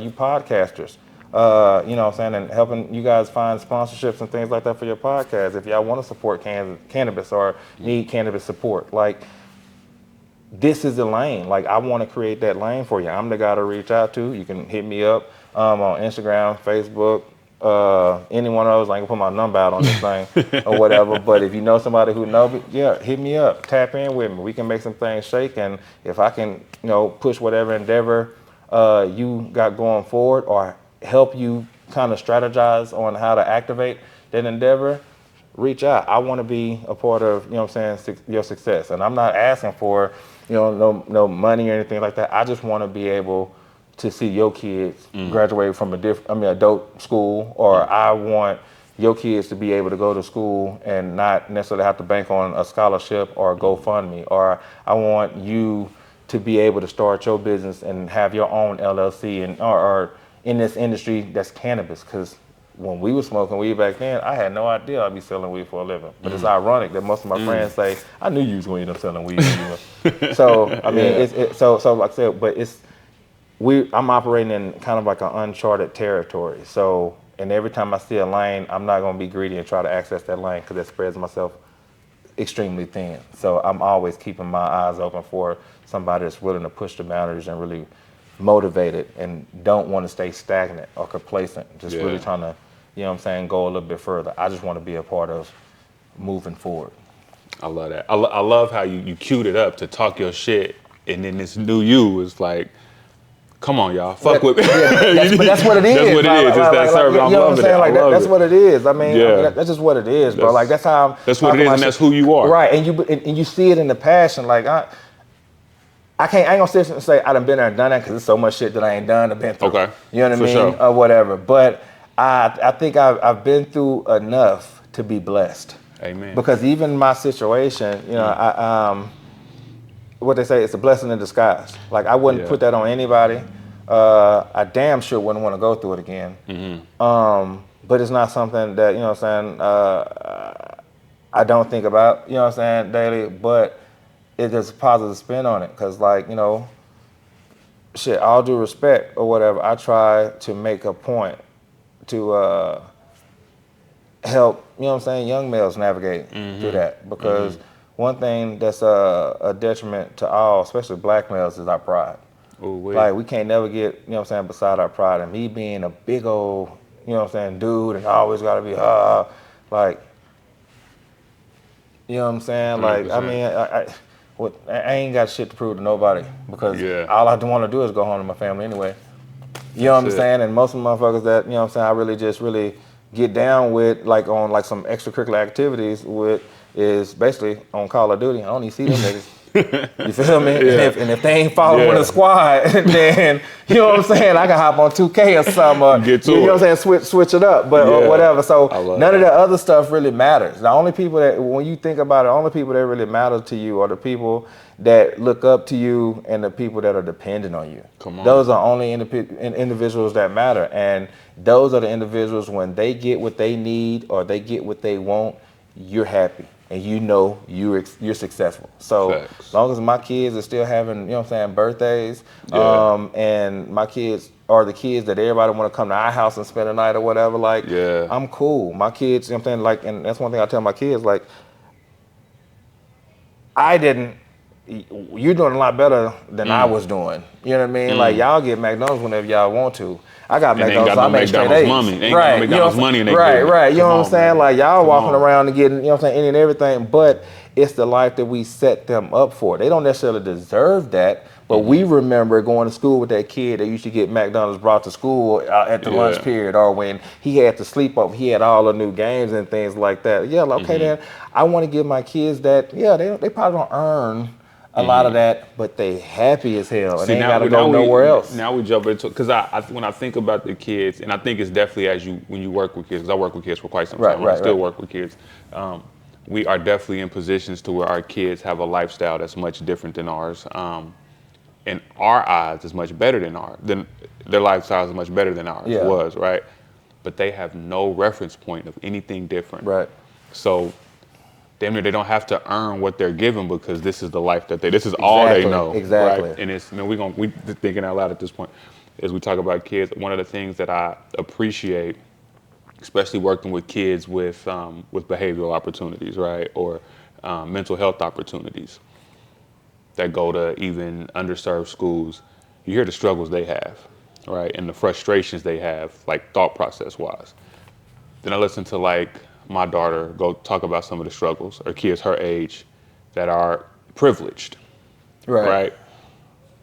And the struggle mentally may not be any different from each other. Right. Because the perspective and the relevancy of how they live in life, but the tools and the resources may be different. Right. And I always think that's so dynamic, because, you know, we talk, man, you know, get me going on the kids. We talk about kids, right? And the everybody gets a trophy now. Right. Yeah. Like, Participation trophy. we gave them the trophies. Yeah. They didn't make the trophies. You're right. You know what I mean? Like, it's so layered and deep in that space. And that's one thing. Like, see, because I said, my owners have blessed me abundantly. You know what I mean? I'm talking about, like, I mean, everything from just the house, just the environment I'm in, just, I mean, abundantly. But my kids have a lot of things that, you know, a lot of kids they go to school with might not have, or they have access to a lot of things. And I tell my kids all the time, like, bro, don't ever try to just flex on somebody who ain't got what you got.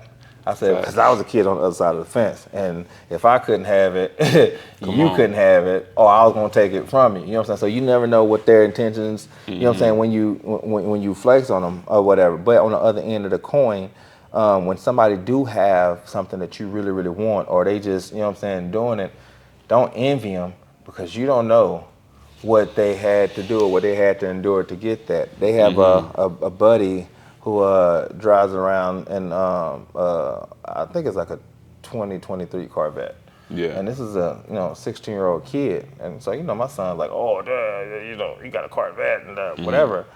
But at the same time, that car's it's costly or whatever. And I know the insurance is costly, whatever, but the kid got that from inheritance from his dad.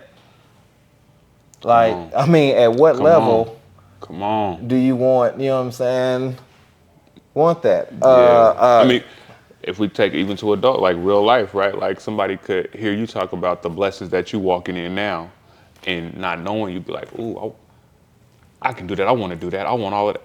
Not knowing what you had to go through to put there, yourself in a mindset to be willing to accept the things. Man, listen, we could go all day on this, bro. Right. All right, we're going to get to this last segment, then I'm going to let you give your parting words. This is just like, I haven't given it a name yet. It's really an either or. Okay. Right, and you do not have to think too deep on it. I just want to hear your first answer, your first response. You can go deep if you want to, but just whatever, right? Best weed movie. Oh, jeez. That's a good one. I'm going to say, okay, cool. I ain't going to think too deep. My hood side is going to say Friday. Okay, that's fair. But my cannabis, like just my industry side, is going to say Half Baked. I know you was going to say both of them. My way. Yeah, okay. Yeah. That's what I'm going to say. Because I grew up on Friday. Everybody grew up on Friday, but I remember watching Half Baked for the first time with my white homeboy. The first time hitting that bong, and I was like, "Oh man, this is hilarious." That's my first introduction to Dave Chappelle. So Okay, same. Yeah, it just same. it just stuck with me. It's So that the was guy a on good the one. couch. Yeah, I just feel like I'm. I don't know. I feel like I'm selling out if I don't put Friday up there first. Hey, So. I would damn near say Half Baked, because Friday's a tragedy without the laughter. Right. Motherfucking But trash. hey, man, Friday didn't make no sense. Okay, talk to me. Friday didn't make no damn sense. Let's walk through it. Why not? Okay, Craig got fired picking up his check. Yeah. Okay, that was the day before. That Friday. Okay. You mean tell me his check wasn't more than $200? I don't think they let him get his check. Like, he went to get his check and they like, you fired. I don't even think that part transpired. Okay, because that's what blew my mind. I'm with that's you. That's what I was I'm like. with you. I was like, yeah, bro. Like, how, man? Like, you just got paid. You went to go pick up your check. But that's what I'm saying. You ain't gonna let him get his check and he fired? You supposed to send him on out the door right now. You stealing Ezel stole the boxes. I don't know if you've seen. Yeah, I know that, but still, that still ain't. I mean, yeah. So that's what threw me out. Like, as I got older, I was like, damn. Didn't he just get paid? Just got paid. Why couldn't he just go on? I know he made and they playing with their life for $200. For $200. Like, that part didn't make no sense to me or whatever. Damn good movie, still a classic or whatever. Yeah. But as I get older, I'm thinking logically about stuff. See, I must have missed that part that they didn't give him a check. I don't think he was able to pick it up. Yeah, I heard Gina Views, who's got the show with DJ Head. It's a dope show. She asked Cube that question.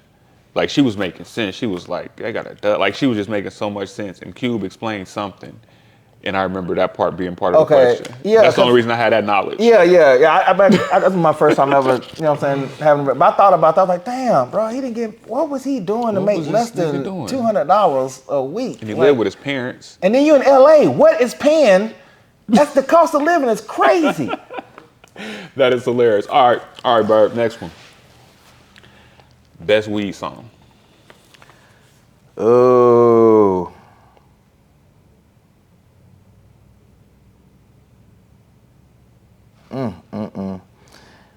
Oh my God. Yeah, no, I ain't gonna go. That ain't the one. I feel like it's too easy. Nah. Okay. Well, personally, and it's hard to ask a DJ that because they be That's knowing shit that people that's don't be layered. knowing. My personal favorite is Doobie Ashtray. Devin the Dude. Devin the Dude. And then I love that damn Wiz Khalifa roll up another one with Terrence Martin. Okay. Or whatever. That's a dope one. If y'all ever get a chance, roll up another one. Wiz Khalifa. It's about 10 years, 11 years old, but yeah. It's dope. But I had like 4 different Bone Thugs and Harmony songs. Yeah, but I think those are like low hanging fruit. Like anything Bone Thugs and Harmony, Snoop, or you know what I'm saying, Dre. I think like that's a guarantee. That's a guarantee. You know what I mean, or whatever. Like I even think that Rick James, Mary Jane is almost like low hanging fruit. You know what I mean? Even Scarface, Mary, like that's a good one. Okay. That's a good one. That's a good one. Damn, and I'm from Texas. That's a good one.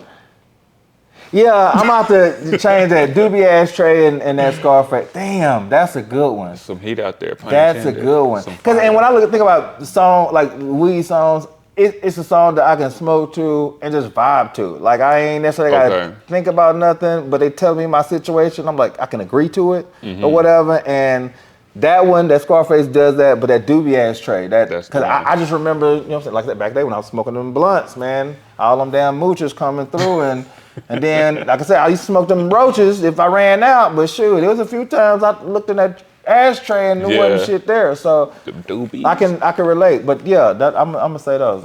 Hey, I'm glad you brought up that Scarface. Come on, man, I might play it on the way home. All right, this was gonna be layered, and I already know you're gonna think heavy on this one. Let me cue it up. I know you said it's layers to the strands. Hybrid, indica, or sativa. Pick one of those 3, just right now. Just pick one of the 3. You just gotta pick one of the 3. I'm gonna say hybrid. Hybrid? If I just had to pick one, because a hybrid it could be sativa leaning or indica leaning. Like you can get a dominant either or, and then so a lot of times it's really to each his own. I mean, people have different interactions with terpenes differently, and they whatever. So yeah, but I'm just gonna say hybrid just to be safe. That was easy. That wasn't hard. Okay, that wasn't too difficult. Like I said, once you are educated, sativa, indica, and it's almost irrelevant. Like it's almost irrelevant terms. Okay. I think those are just terms to like more simplify what people are feeling and purchasing. It's easier to explain that versus going, you know what I'm saying, into It's like terpenes saying, do you and things like that. you want Mexican food, Chinese food, and it's like, well, there's so many layers to this part next. So you want something. Exactly. Well, this next question is probably, I got to cue it up all the way then. So if somebody is recreational smoking, they not thinking about the ailments, what is the best strand that's out there? Ooh. Okay, my favorite strand. That's what I should ask you. What's your favorite strand? Cool. Yeah, so one of my favorite strains that has always been my strain since I started really smoking premium and like name brand weed, which is an OG. A lot of people know Blue Dream. Okay. Love Blue Dream. And that's really a lot of times when I used to get, matter of fact, during that time we was doing clock in, Blue Dream, there was a lot of Blue Dream inspired. Okay. Because that was just like the name brand strand that I can get it, and the guy who would grow it was growing it from basically the same, you know what I'm saying? So that's how I know that. But and then like a newer strand now that I enjoy.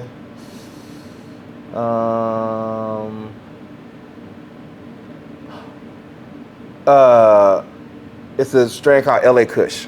It's pretty, I like, oh no, Clementine. I love Clementine. And it's more of that's gonna be like more of a, upper social, strain, Clementine. And that's one of those ones that, I would like to smoke before DJing or performing or, you know what I'm saying, just to be a little bit more social. But I don't really like to feel blah or down. Yeah. Anytime I need to kind of relax or decompress, I usually, anything purple. Most purple strains are really like are indica leaning. So purple Kush, purple haze, those Shit things. like But I rarely mess with anything like that. So that's what I was saying. Like if I did have to pick a style, it'd be hybrid, and most of those are hybrid or sativa leaning. So Fire. that's where I'm at. Fire.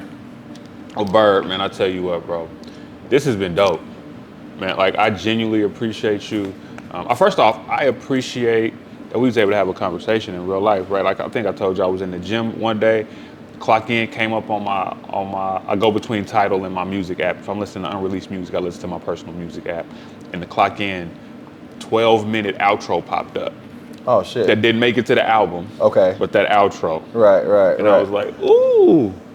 Then I said, damn, I wonder how my nigga Bird doing. And then I went down the thing of like, damn, I never hit him back, right? And so, day later, you call me, right? And so I think, I truly believe in divine movement, divine intervention. So I'm for one, glad that we was able to connect in real life. And I'm glad we was able to have this conversation, bro, and that you was able to bring me into your world, the world of cannabis, the world of Bird, the world of DJ Bird, DJ Darius Warner. And just sharing your life, bro. Like it's been a blessing to me.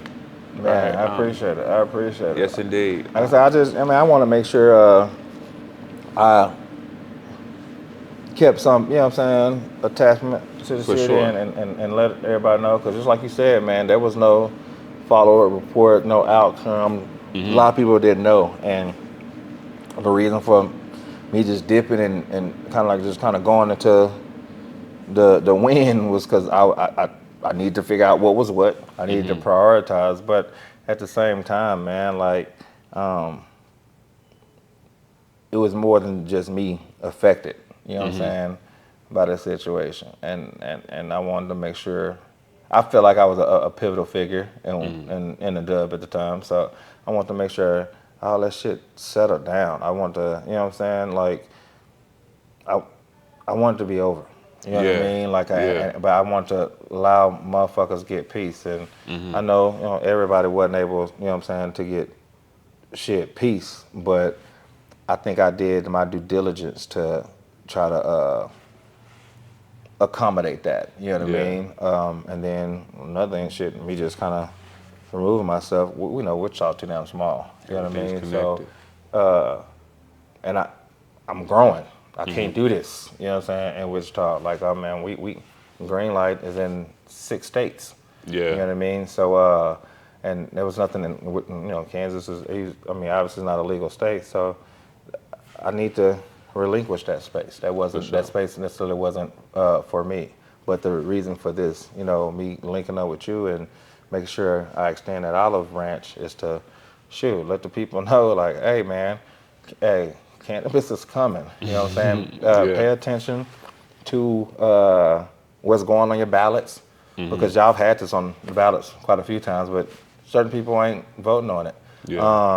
Find out how to get, you know what I'm saying, on the lottery to possibly get, you know what I'm saying, one of these licenses. If it comes down and you have an opportunity and you can't get a dispensary or a grow or something like that or whatever, it doesn't stop there. They have transportation services. They have, you know what I'm saying, a bunch of other things that you can navigate in the industry. And it's still a new and upcoming industry. So ain't nothing set in stone, really. A lot of markets are established already, obviously, like your Denver, I mean, your Colorados and your Californias. And I mean, Missouri is also getting to that point. But as far as a lot of these other states that are medical or not even legal, y'all should start trying to, you know, put your business plans and getting your finance groups together, because I mean, it's a lucrative business, and a lot of the everyday men, we be having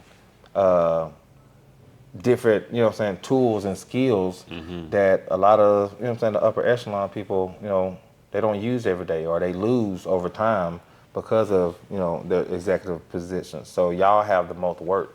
And like I was telling Stan a while ago, is you get in on that thing early, you set the standard, you set the price, because eventually somebody gonna come in and see what you do, and just like when we was DJing, you know what I mean, like and try to undercut you or try to, you know what I'm saying, do something similar. So if you get in there and you know, and set the tone, you can get yours. And if somebody new or a new generation come in, then you just go to the next thing and give them that space. And that's all going back to what I've been saying this whole time, is just not being content and not feeling threatened when the new comes or whatever. Just know that, hey, that's your space. Or if, you know, the negative comes and you know what I'm saying, get uncomfortable, that's not for you no more. Remove yourself, give that negative the space. You know what I mean? Like, these things, these life hacks happen for a reason, and we got to keep, you know what I'm saying, progressing, because if we don't progress, you can't stay stagnant, because you're going to automatically start to degress. Facts. And even if you're not financially or degressing or mentally degressing, if your friends or your inner circle has a progressive mindset, which y'all all should be motivating, you know what I'm saying, to be progressive, then it's going to be perceived as if you're degressing, because you're not still in your own lane, you know what I'm saying, along with the pack. I was told when I was younger that if you look at your inner circle and one of your friends is not supporting you, or the rest of the inner circle, your inner circle just became the cage. You know what I mean? And those are the things, you know, that'll hold you back. Another thing that I've learned, especially with just having been just filled with servitude and just positive, you know what I'm saying, energy, I've learned that that's radiant. And people are, even if they don't want to, that's why you get haters, because they are gravitated to it, they're attracted to it, they notice it, they can't turn their head because it's always going to be there. And when you realize that that's what you do when you come into the room, that's the moment you realize that you're the damn thermostat. You're not the thermometer. You know what I'm saying? You came into the room and you set the tempo, you set the tone. But with great power comes great responsibility. What are you doing with that tone? Yeah. Are you dropping a hammer on everybody and flexing on everybody you can, or are you making yourself approachable? Now, when you make yourself approachable, how do you benefit the people that has stepped outside their comfort zone to approach you? Yeah. How do you build positivity on that relationship? And I'm gonna say this just to kind of close things out, guys. Some people interpret love, friendship, bass backwards. Okay. Ass backwards, if you understand what I'm saying. So some people interpret that, you know what I'm saying, ass backwards. If you got a significant other and that person says, you know what I'm saying, like, I don't want to eat there, or I don't want to go to that club, or I don't want to watch that television show, and you know this person loves you, and this is not, and no, it's not something this person says all the time to you. Okay. You should take that in consideration, that it was hard or tough for that person to tell you no. So you asking why or try to talk them into it, it makes them feel a certain way. But understanding that it took a lot for them to tell somebody they love no, I should be able to, you know what I'm saying, just accept that no. Yeah. But when you get to the point where you're trying to explain something or you trying to convince something, and that person ends up going to that club or watching that TV show, and they ruin the moment because they didn't want to be in the first place. You know what I mean? Like that transparency wasn't there. Therefore, there's where the confusion is. So if I could tell anybody anything, man, establish with those you really, really care about, to set yourself aside from every Tom, Dick, and Harry. When it's somebody you really care about, like, establish those boundaries, establish that level of transparency, and when those things that you don't want to hang out with a certain person or they hanging out or whatever it may be, or whatever, allow them to be their own individual and hang out with that person. If they say, okay, well, you don't want to hang out with them, that's fine, that's cool. I'm gonna go over here anyway. Like, that's their plan. That's your choice to, sit back, but don't make them feel horrible or think that you pissed off because you don't want, like, it's a different dynamic, and people should have a level, of understanding. And I think those things get murky. So I say apply it to, anything with a relationship with anybody that's important to you. But I'm really, significant others, and real friends, because once it steps outside the box and you're interacting with somebody else that's not in that inner circle, they'll be able to see the difference. And just kind of having that transparency, that understanding to be able to accept no from my friend, because I know they're going to look out for me. So telling them no is the hardest thing. I'm also saying that to you young boys out there, man, that watch this. You're going to have a lot of homeboys that's going to get their pride hurt, and you're going to love them to death, and you're going to go to bat for them. But it's going to be some times where you're going to have to say, no, I'm not going to go over there and fight them dudes, or no, I'm not going to go over there and deal with that situation, because you just might be the game changer to keep his ass at home or keep his ass from going over there. You know what I mean? But like, if he know you got you with him, you that support system, you his dog, and with y'all together, he thinking y'all can do anything. Y'all can, and that's how the bad shit and all the other shit transpires. It's the same thing with you girls. You know what I mean? Like, y'all hang out with different girls and different different cliques and stuff like that, but y'all gotta understand that all your friends ain't gonna be friends. All your friends ain't gonna be your twin. You know what I mean?